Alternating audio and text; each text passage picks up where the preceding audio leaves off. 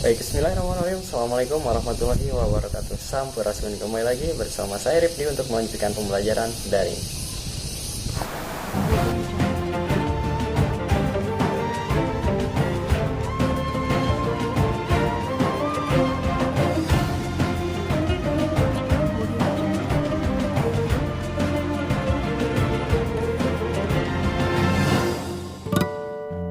Pada pertemuan kali ini kita masuk ke pertemuan 24, 25, pokoknya itulah yang jelas kita masuk ke tema 9. Nah, di tema 9 ini kita akan mulai dari subtema 1. Mungkin kita akan agak telat, namun tidak apa-apa, di sini kita coba ringkas ya agar tidak banyak tugas juga kalian. Jadi maksudnya di sini kita coba dalam satu pertemuan mencoba merangkum 2 atau 3 pembelajaran. Jadi tapi tenang, tugasnya kalian tidak akan sebanyak 3 pembelajaran atau 2 pembelajaran. Kalian tetap mungkin paling banyak juga paling kalian 4 tugas atau 3 tugas ya. Itu juga tugasnya bukan sembarangan mengasih tugas, itu sesuai dengan tujuan seperti itu ya. Dan juga ada penjelasannya juga. Jadi kalian simak video ini, ikuti arahannya, terutama penjelasannya kalian dengarkan agar tidak salah mengerjakan, agar tidak bertanya lagi, agar tidak kebingungan ini tugasnya seperti apa, ini gimana, seperti itu ya. Jadi silahkan simak video ini, tetap semangat, dan tentunya mudah-mudahan dalam keadaan puasa juga kalian tetap semangat untuk beraktivitas dan yang lainnya. Silahkan, selamat belajar.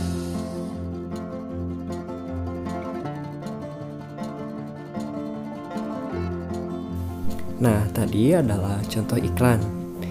Apa itu iklan? Jadi iklan adalah suatu cara yang digunakan untuk menawarkan atau mempromosikan suatu barang atau jasa.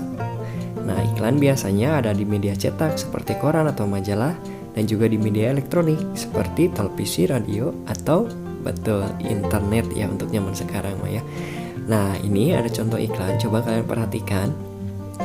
Di sini ada iklan media cetak, yaitu berupa betul barang ya, yaitu mesin cuci.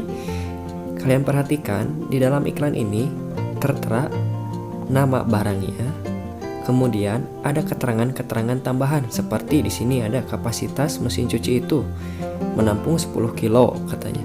Kemudian ada keunggulan-keunggulannya, ada 3, programnya apa, dan seterusnya. Nah, setelah kalian pahami untuk isi dari iklan tersebut, maka dapat disimpulkan ya, jadi iklan adalah pemberitahuan mengenai suatu barang atau jasa. Nah, pemberitahuan dilakukan supaya orang tertarik untuk membelinya dan menggunakan barang atau jasa yang ditawarkan. Adapun unsur-unsur iklan sebagai berikut. Jadi iklan memiliki unsur-unsur. Yang pertama, tadi ada nama produknya atau barangnya, kemudian gambarnya harus menarik, kalimatnya iklan atau berupa ajakan, kemudian keunggulan produknya harus dituliskan, kemudian harganya, nomor telepon, dan alamat pengiklannya agar mudah menghubunginya ya. Nah, tadi kan contoh iklan berupa barang, iklan barang.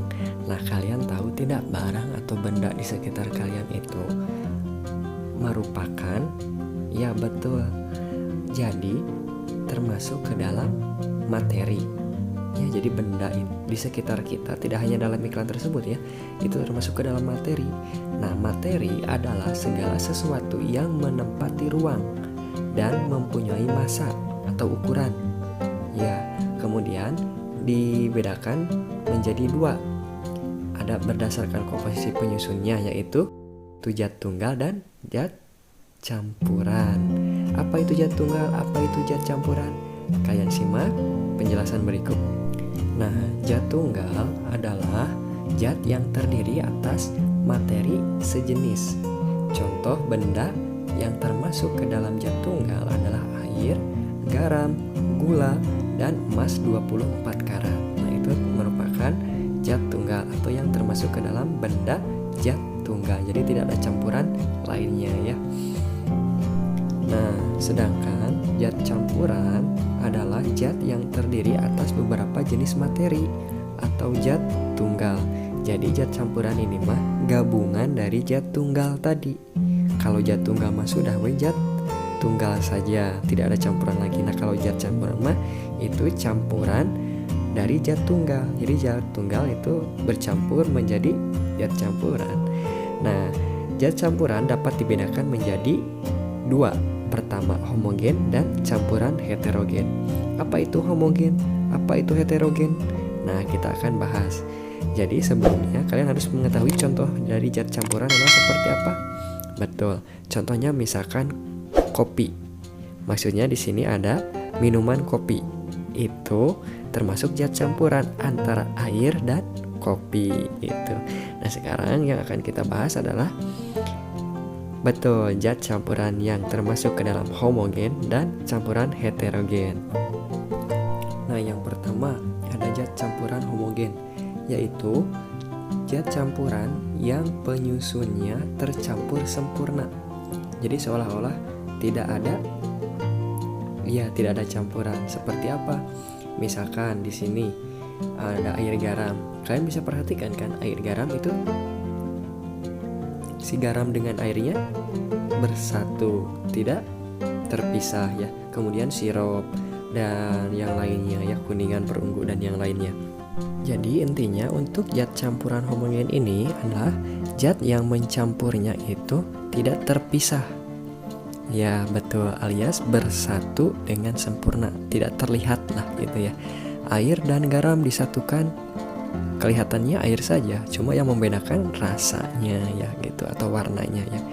Jadi tidak terlihat seperti terpisah ya. Itulah untuk zat campuran homogen. Nah, sekarang zat campuran yang heterogen.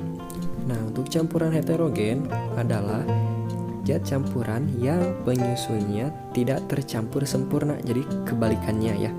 Nah, pada contohnya, ada contohnya itu seperti air dengan kopi. Air kopi ya. Kalian bisa melihat kan, kalau minuman kopi itu terlihat perbedaannya, dalam tanda kutip itu terlihat terpisah si air dan kopinya ya. Kemudian air dengan tepung, kemudian air dengan pasir. Jadi masih ada terlihat si salah satu zatnya gitu. Jadi tidak seperti kan kalau homogen mah yang terlihatnya cuma satu zat. Nah, kalau yang heterogen mah yang terlihatnya justru dua-duanya itu terlihat, seperti air kopi. Air dan kopinya itu terlihat. Beda dengan air garam. Kalau air garam yang terlihatnya cuma air saja, seperti itu. Itulah untuk zat campuran heterogen. Kalian harus bisa memahaminya ya untuk perbedaan homogen dan heterogen ini. Nah, sekarang kita latihan pertama. Apa itu iklan? Dan sebutkan unsur-unsur iklan. Kemudian jelaskan yang dimaksud zat tunggal dan campuran. Kemudian apa perbedaan campuran homogen dan heterogen? Itu untuk tugas pertama ya. Nah, untuk tugas yang kedua, kalian isi tabel berikut. Contoh di sini air. Zat penyusunnya berarti air. Kenapa air? Karena air adalah zat tunggal yang disusun oleh air itu sendiri. Kalau misalkan contoh yang campuran, misalkan di sini ada kopi, air kopi, berarti zat penyusunnya adalah air dan kopi. Mengerti kan? Silahkan kalian isi latihan pertama dan latihan keduanya dengan baik. Setorkan biasa di grup WhatsApp saja ya. Silahkan. Selamat belajar, selamat bekerja, tetap semangat, dan selamat menunaikan ibadah puasa. Semoga puasanya tetap lancar.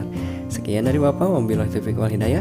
Wassalamualaikum warahmatullahi wabarakatuh. Tetap semangat belajar, jaga selalu kesehatan.